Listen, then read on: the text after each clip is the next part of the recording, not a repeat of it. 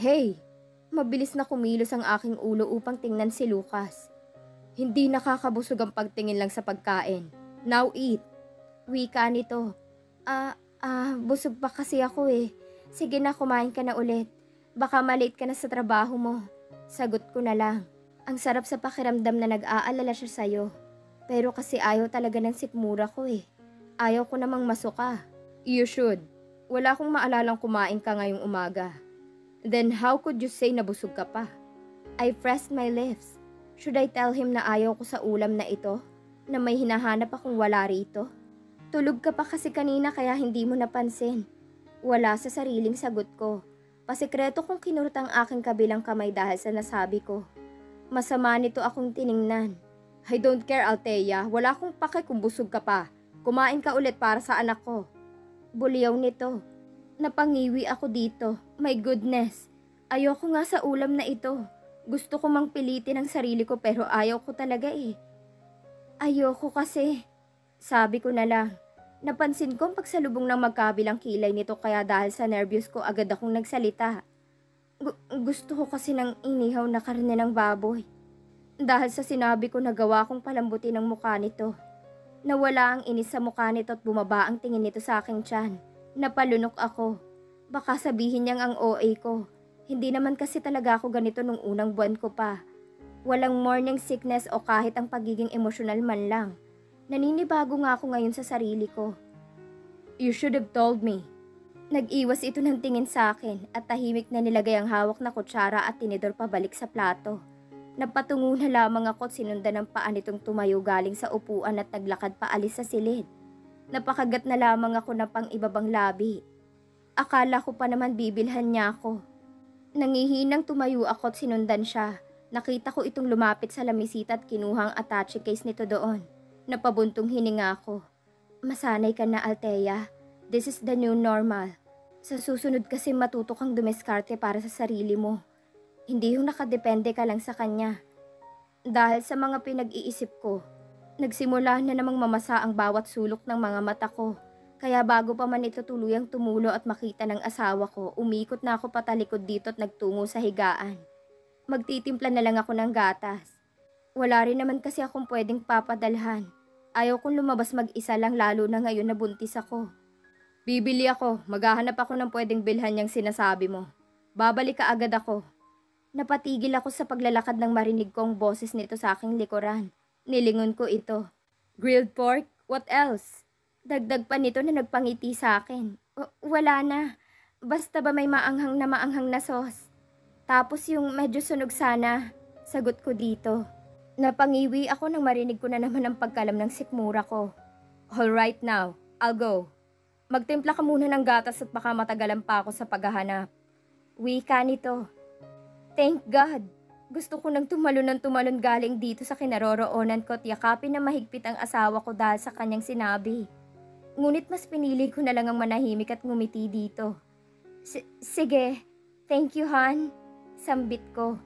Tumalikod na ito sa akin at naglakad na papalabas ng aming bahay. Maya-maya pa'y narinig ko ang pagsara ng aming pinto. Mas lalo lamang lumapad ang ngisi sa mga labi ko dahil sa kakaibang saya na nararamdaman. Nagtungo na kaagad ako pabalik sa kusina para ligpitin ang mga pinagkainan namin at para magtimpla na rin ng gatas na iinumin ko. Mahigit kalahating oras ang makalipas nang sa wakas ay nakaalis na ako sa kusina. Pinunasan ko ang gilid ng labi ko habang naglalakad patungo sa sala upang doon hintayin si Lucas. Nakaupo lamang ako sa sopa habang abala sa pagpupunas sa sariling pawis. Kaya ayaw ko ng gatas eh. Hindi naman nahimasmasan ang nararamdaman kong gutom eh. Mas lalo lang akong ginutom. I've waited there. 15 minuto nang makalipas ngunit wala pa rin ito. Nag-antay ulit ako. Hanggang sa maabot na naman ng kalahating oras. Wala pa rin akong narinig na pagbusina nito. Kumunot ang noo ko na para bang hindi ako mapalagay. Palipat-lipat lang ang paningin ko sa malaking orasan at pintuan ng bahay. Maya-maya pa'y padabog akong tumayo galing sa upuang yon. At nakasimangot habang pabalik-balik na naglalakad. Naiiyak na naman ako. It's almost 1 hour. Yet hindi pa rin siya bumabalik. Nagugutom na ako. Gusto ko nang kumain. I even checked my cellphone. At baka nag-text siya na hindi niya maihahatid iyon ngayon. Pero wala naman akong load para tawagan o i-text man lang ito. Inis kong inihagis ang cellphone ko sa upuan. Damn, pakiramdam ko isasabog na ako kapag wala akong ginawa. Ilang sandali pa ay nakita ko ng sarili kong inayos ang sarili ko. At sinuot ang oversized hoodie ko na kulay dilaw. Nakapadyama pa ako pero bahala na. Wala na akong oras para magalit. Hindi nakakayanin ng tiyan ko ang gutom. Kinuha ko ang pitaka ko sa drawer malapit sa closet ng kwarto namin ni Lucas. At tuluyan ang umalis doon. Nang makalabas ako ng bahay ay nag-abang kaagad ako ng taxi. May nakaparadang isa pang kotse doon si Lucas sa garahe namin. Ngunit hindi ako marunong magmaneho. Wala akong karanasan sa pagmamaneho ng kotse. At baka ano pang mangyari sa amin ng anak ko. Kaya mas minabuting magko-commute na lang ako. Nang may naaninag na akong taxi ay lumapit kaagad ako sa gilid ng kalsada at pinara ito. Nagugutom na talaga ako. Kanina nga isinubukan kong tingnan ulit ang ulam na niluto ko ngunit ayaw ko talaga. Heto po ang bayad, Manong. Salamat. Keep the change. Nang sa wakas ay itigil na nitong sinasakyan namin sa harap ng malaking gusali, ay inabot ko agad sa tsuper at nagmamadali ng lumabas. Napatunghay ako sa sobrang taas ng gusali. Bago tuluyang pumasok, ngunit mas lalo lamang akong nainis nang pigilan ako ng isang gwardiya doon. Ma'am, mawalang galang lang po. Pwede ko bang malaman kung bakit kayo naparito? Tanong nito. I need my husband. Gusto ko lang siyang kausapin. Sagot ko na lang dito. Maaari ko po bang malaman ang pangalan ng asawa niyo para maipatawag na lang po siya? Dahil sa inis ko'y inirapan ko na lang ito. Nakakatawang isipin na hindi man lang ako nito kilala. Baguhan siguro. I am Mark Lucas Valiente's wife. And I need him. I need my husband. Maaaring mukhang bastos pero who cares? Talagang pinapansin ko ang pagkain na yon. Ang aking sanggol ay kailangang kumain. Napansin ko ang panlalaki ng mga mata nito at halatang gulat na gulat sa sinabi ko. Ikaw po pala si Ma'am Althea. Pasensya na po, ma'am. Baguhan lang po ako rito. Paghingi ka agad nito ng tawad, ngumiti lang ako dito. Sumunod na lang po kayo sa akin, ma'am. Wika nito. Tumango na lang ako rito kaya nagsimula na itong maglakad. Hinatid ako ng gwardiya sa elevator at sinabing nasa panghuling palapag ang opisina ni Lucas. Nang marinig ko ang pagtunog ng elevator kasabay ang pagbukas nito, kumilos kaagad ako at nagsimula ng maglakad. May isang silid doon na gawa sa salamin. Kaya kitang-kita ko ang mga empleyadong abala sa kanilang ginagawa. Hindi naman ako nahirapang hanapin ang opisina nito dahil may nakapaskil na pangalan nito sa pinto. It's actually my first time in our 2 years of marriage to be here, in this building. And now inside his office. Lumapit ako sa pinto at 3 beses iyong kinatok. Wala naman akong narinig na tunog o kahit ano galing sa loob. Kaya napagpasyahan kong buksan ito. Good thing hindi iyon nakalak. Ngunit nang tuluyan ko na itong mabuksan, bumungad sa akin ang 2 imaheng magkatabing nakaupo sa silya nakaharap ng pintuan kung saan ako ngayon. I was just staring at them happily having their conversation na para bang wala ako ritong nakamasid sa kanila. Mukhang masaya si Lucas na kausap ito dahil sa mga ngiti at tawa niyang abot mata. Lucas? Nauutal kong tawag dito. Pero nang lingunin ako nito ay may kung anong kumurot sa bandang puso ko. Dahilan upang mapasinghap ako. Galing sa malayo kitang-kita ko ang gulat sa mga mata nito. Napalipat ang tingin ko sa babaeng kasama nito. Nahuli ko itong nakatingin sa akin na para bang naiinis dahil sa pagputol ko sa kanilang usapan. Who is she, baby? Hindi ito sinagot ni Lucas. Ang kanina'y gutom na nararamdaman ko ay tila naglaho bigla-bigla at napalitan ng sobrang galit. Naninikip na ang dibdib ko. Damn, I can't fucking recognize that voice. At sariwang-sariwa pa sa utak ko ang mga pinagsasabi nito. Is she the girl who called him? That fucking May na sabi niya ay empleyado lamang niya. Bakit magkasama sila? Calm down, Althea. You can't just cry in front of them. Dahil sa sobrang inis na nararamdaman ko ay walang pasabing pumasok ako sa opisina nito. Napansin ko pang masamang tingin ng babae sa akin mula ulo hanggang paa. May problema ba siya sa suot ko? Excuse me, miss? Baliw ka ba? Mali ka ng pinasukan. Now can you please leave? We're talking. Hindi ko ito pinansin at lumapit lamang sa asawa ko. Ayokong gumawa ng gulo. At baka kung ano pang mangyari sa babaeng to kapag nagpadala ako sa galit ko. Han, gutom na kaming pareho ni baby. Saan na ba yung sinabi mong bibilhin mo? I waited for almost 2 hours. Sumbat ko agad dito nang makalapit ako sa kanya. Napatitig lamang ito sa akin at bumaba ang mga mata nito sa suot kong hoodie. Bakit nagpunta ka rito mag-isa? May bahid na pagkainis ang pagkasabi nito. Sasagot pa sana ako nang biglang sumingit itong babae sa gilid namin. Hoy babae, who are you at bakit mo tinatawag ang boyfriend ko ng honey? I heard her said. Hindi ko na lamang ito pinansin at nanatili lamang ang mga mata ko sa nakaupong si Lucas. Nakakunot na ang noon nito na kinaiinisan ko. Gutom na ako. Mamamatay na kami ng anak mo kakahintay sa iyo, Lucas. Now just give me the foods at uuwi na ako. I exclaimed. Hindi naman ito sumagot at tumayo sa silyang kinauupuan niya ay naglalakad papalapit sa kanyang table. Ilang saglit pa'y nakita kong babaeng padabog na tumayo galing sa kinauupuan niya at lumapit sa akin. Lucas, who is she? Anong anak? Lumipat ang tingin ng babae sa akin. Tinaasan ko lang ito ng kilay. And feeling mo naman? Excuse me, miss? Huwag mong subukang sirain ang relasyon namin ni Lucas. Bulyaw nito sa akin dahilan upang matawa ako.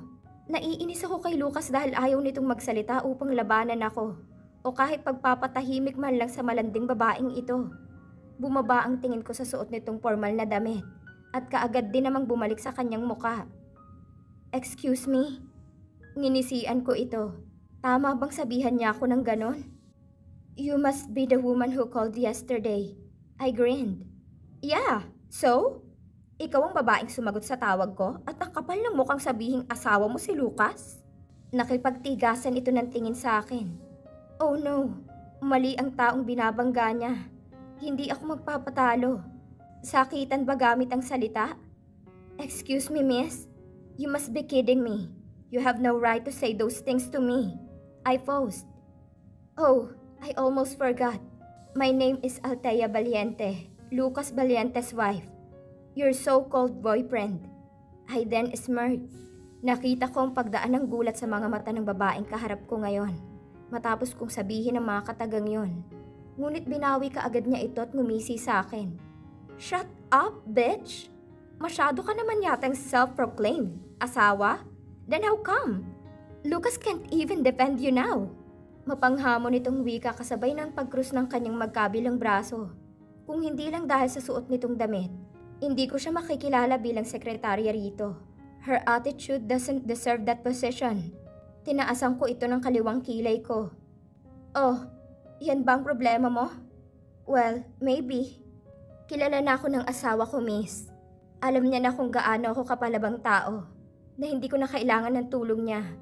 I flashed her my creepy grin. Ngunit mas lalo lamang lumapad ang ngisi sa kanyang mapupulang mga labi. Really? She giggled.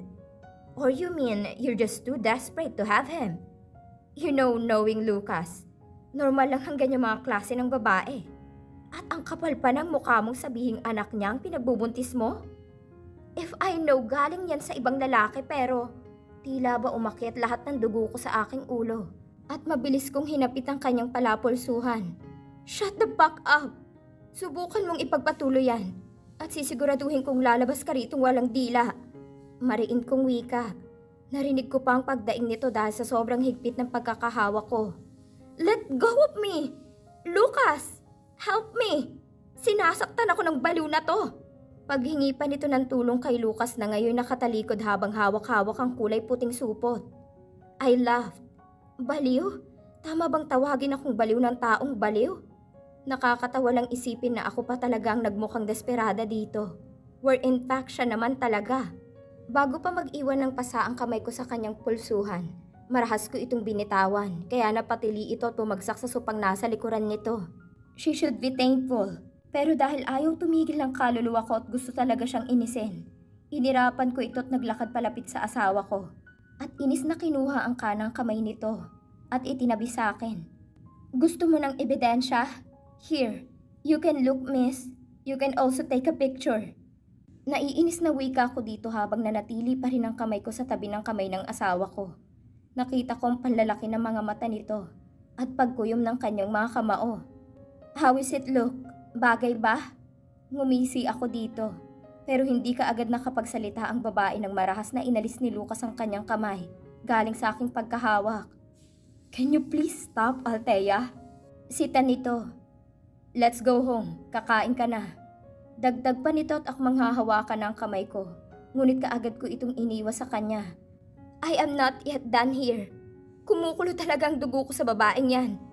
Ang baboy ng ugali niya. Pumapatol sa lalaking may asawa na. Tapos ngayon ang kapal pa ng mukhang ilaban ng sarili. Hindi ko na mapigilan ang sarili ko at kusang kumilos na ang kamay ko. Kinuha ko ang supot na hawak-hawak ni Lucas ngayon at mabilis na lumapit sa kanya. Althea, stop!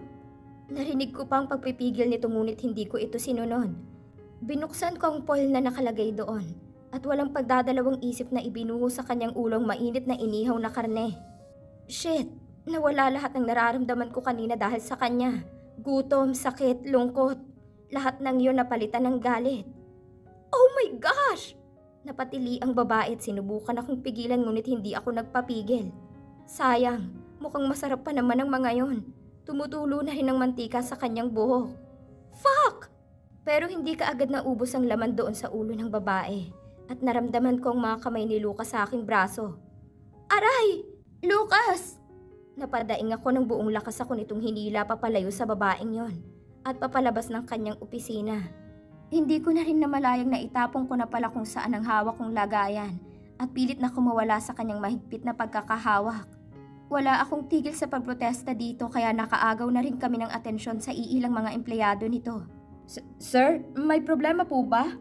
Nang papalabas na kami sa gusaling yon ay sumalubong sa amin ang gwardiya na kausap ko kanina. Ngunit hindi ito pinansin ni Lucas at patuloy lang sa pagkaladkad sa akin. Naiyak na ako sa sobrang sakit ng pagkakahawak niya sa akin. Kasabay ang pagkirot ng aking puso sa kanyang inasta kanina. Bakit sa akin siya galit? Hindi ba dapat sa babaeng yon? Tahimik lamang kami sa loob ng sasakyan. Punersa ko ang sarili kong hindi humikbi kaya tinakpan ko na lang ang aking bibig gamit ang kamay ko. Nang itigil na nitong sasakyan sa harap ng aming bahay, nauna na akong lumabas at nanginginig ang mga kamay na binuksan ng nakasaradong gate. Naramdaman kong mabilis nitong pagkilo sa aking likuran. Kaya mas binilisan ko na lamang ang aking ginagawa. Patakbo akong pumasok sa loob ngunit napatigil kaagad ng biglang hablutin ni Lucas ang kamay ko. Aray! Lucas! Ano ba? Hindi ako nito pinansin at marahas na hinila papasok ng aming bahay. Lucas! I keep on calling him para pakalmahin siya. Ngunit tila mas ikinainis lamang nitong marinig niya ang boses ko. Pagkapasok namin sa loob ng bahay ay patulak nitong binitiwan ng braso ko. Dahilan upang mapasubsob ako sa sopa. Napadaing pa ako nang maramdaman ko ang kirot sa aking siko. Dahil sa pagkakatukod ko upang hindi tumama sa upuan ng tiyan ko. Umupo ka agad ako sa supang yon. At naiiyak itong tiningnan na sana ay hindi ko nalang ginawa. Galit na galit ang mukha nitong nakatitig sa akin. Hindi ko mapigilang kabahan sa mga titig niyang yon. Lucas, please, ang anak natin. Pagmamakaawa ko rito. What the heck do you think you're doing, Althea? He exclaimed. Lucas, sinundan lang kita doon. Bakit? Para ipahiya ako? The fuck? At umalis ka pa talagang mag-isa? Mas lalo lamang bumilis ang paghinga ko nang makita ang pagbakat ng mga ugat nito sa kanyang leeg. Lucas, nagugutom na kasi ako. Akala ko ba mabilis lang? Pumiyok ang boses ko. Wala ka bang maintindihan sa sinabi ko, Althea? I said wait for me. Hindi lang naman kasi ikaw ang kailangang atupagin ko. Bumuhay ang galit sa buong sistema ko. Sa huling sinabi nito kaya tumayo ako. Eh ano pa ba? Yung malanding babaeng yung kanina? Siya ba, Lucas? Pasigaw kong sagot dito. Hindi ko maramdaman ang pag-aalala nito. Hindi niya ako mahal? Fine. Pero sana naman alalahanin niya ang anak namin na posibleng maapektuhan sa mga pinaggagawa niya. No. Umiling lamang ito tumalikod kaagad sa akin na para bang pinilit niyang pakalmahin ang kanyang sarili. Eh ano pa? Don't tell me tatalikuran mo na pati ang anak mo. Tila ba ay naalerto siya sa sinabi ko at mabilis na umikot paharap sa akin. Napasigaw kaagad ako at parehong itinaas ang kamay ko nang makita kong pag-amba ng sampal nito sa akin.